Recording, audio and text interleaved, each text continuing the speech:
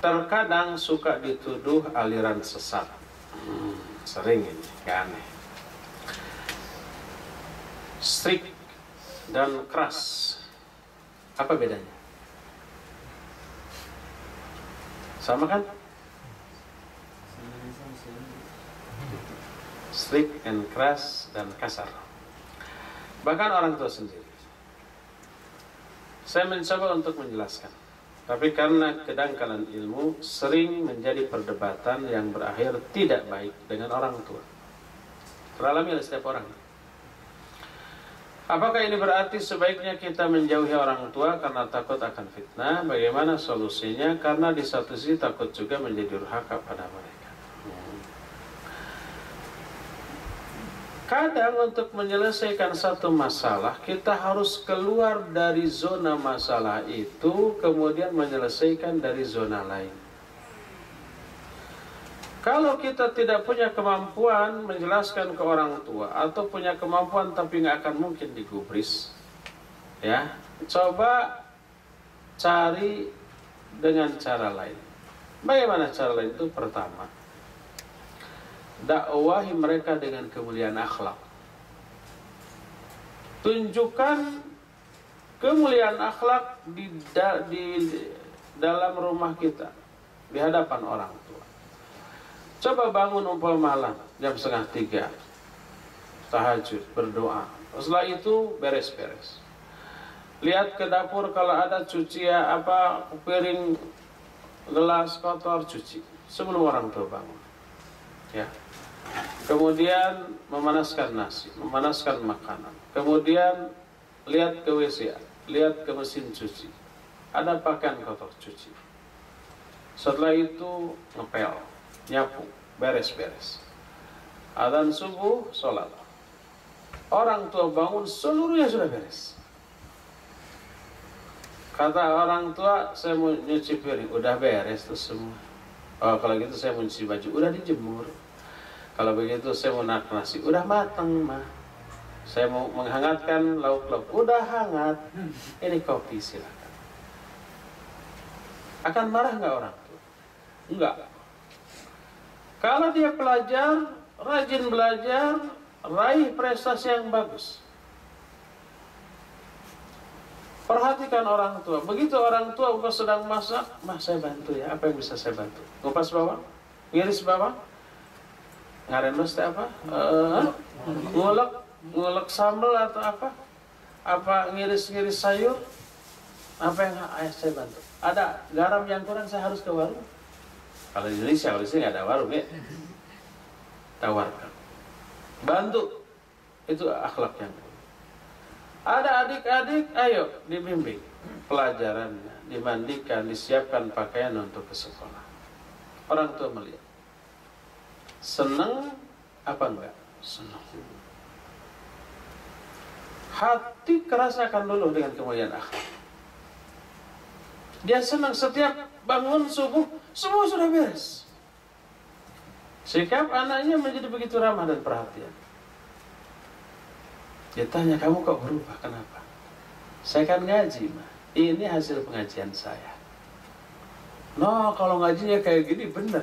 Dia ngomong ke tetangga, anak saya berubah loh. Asalnya pemalas jadi rajin.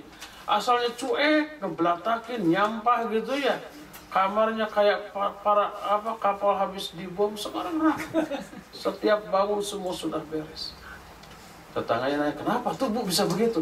Katanya ngaji itu hasil ngaji. Oh bagus, bawa tolong anak saya, kan gitu. Nanti orang tuanya, oh kamu bagus hasil ngajinya, bawa adik kamu, ajak kakak kamu. Coba kalau hasil ngaji kayak begitu, akankah orang tua mencurigai pengajian? Enggak. Akankah orang tua melarang dari pengajian? Enggak, saya yakin. Bahkan akan dipromosikan ke tetangganya, ke kawan. Dia katakan anak saya tuh berubah setelah ngaji tuh. Wah, kalau anak bandel, oh suruh ngaji kayak anak saya lebih bandel dari anak bapak. Karena saya juga dulu lebih bandel dari bapak. Umpamanya. Tanpa menyampaikan ayat, tanpa menyampaikan hadis, hatinya sudah luluh dengan kemuliaan akhlak. Ada penguasa Yamamah, Yamamah itu di zaman Nabi SAW supplier sumber makanan ke Mekah. Nabi SAW waktu itu sudah hijrah ke Madinah. Penguasa Yamamah ini adalah yang paling benci kepada Nabi SAW, ingin membunuhnya. Mengincar-incarnya, cari-cari kesempatan. Suatu saat dia mau umroh ke Mekah. Umroh ala jahiliyah. Di tengah jalan bertemu pasukan kaum muslimin lalu ditangkap. Digiring ke Madinah, ditawan. Ditawan, diikat di Mesir. Ditengok oleh Nabi SAW. Oh, kalian tahu nggak siapa yang kalian tangkap? Ini penguasa Yamamah. Lalu didakwahi, diajak Islam, dibacakan ayat. Apa kata dia? Hai Muhammad, kalau kamu mau berbuat baik, ya, berbuat baiklah kepada orang yang akan bersyukur kepadamu. Karena Nabi ketika tahu ini Yaman, tak pulang, bawa makanan terbaik, kurma, lalu diberikan. Kalau kamu mau berbuat baik, berbuat baiklah kepada orang yang akan bersyukur kepadamu. Kalau kamu mau harta, minta tebusan, tapi lepaskan aku. Kalau kamu mau bunuh aku segera. Akhirnya tinggalkanlah Nabi SAW. Beberapa hari kemudian dihampiri lagi. Kata beliau, sebelum ditinggalkan, perlakukan secara baik. Sampai para sahabat memilih makanan terbaik untuk tawanan, sementara mereka memakan makanan kelas 2 yang sisa. Kedua kalinya didakwahi lagi, jawabannya sama. Sampai setelah 3 kali jawabannya sama, kata Nabi sallallahu alaihi wasallam, atliquh, bebaskan dia. Setelah berhari-hari dibebaskan, keluar dia tanpa disakiti, tanpa diperlakukan secara biadab, diperlakukan secara istimewa, dijaga. Keluar dia dari masjid. Apa yang terjadi? Semakin jauh dia melangkah dari masjid, semakin merasa ada sesuatu yang hilang dalam jiwanya. Selama dia ditawan di masjid, dia melihat dan mendengar bacaan Quran Nabi SAW. Begitu menyentuh. Melihat persaudaraan dan kekompakan para sahabat yang begitu solid, saling perhatikan, saling menasihati, saling menyayangi. Semuanya itu menimbulkan kesan yang mendalam dalam diri. Semakin jauh melangkah dari masjid, semakin merasa ada yang hilang. Begitu sampai di ujung kota Madinah, dia melihat air, menghampiri, lalu berwudu, lalu kembali ke masjid, lalu bersyahadat. Bayangkan, diberi ayat, diberi hadis nggak mempan, disodori kemuliaan akhlak, dia luluh. Betapa banyaknya manusia yang hatinya kasar dan keras, menolak ajakan dakwah, bacaan Quran dan sunnah, tapi hatinya luluh oleh mulianya akhlak Nabi dan para sahabat. Dengan cara itu mereka masuk Islam. Oleh karena itu dakwah tidak terbatas hanya ke pemberian